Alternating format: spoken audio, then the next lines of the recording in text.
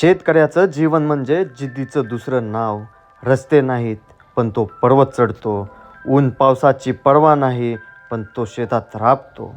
सकाळी घराची जबाबदारी सांभाळणारी आणि मग शेतात खांद्याला खांदा लावून काम करणारी आपली आई भगिनी म्हणजे खरी शक्ती आहे. शेतकरी सकाळी मित्रांशी हसत खेळत गप्पा मारतो आणि मग दिवसभर कष्ट करतो. कधी पूर येतो, कधी दुष्काळ पडतो. नफा मिळाला नाही तरीही तो निराश होत नाही.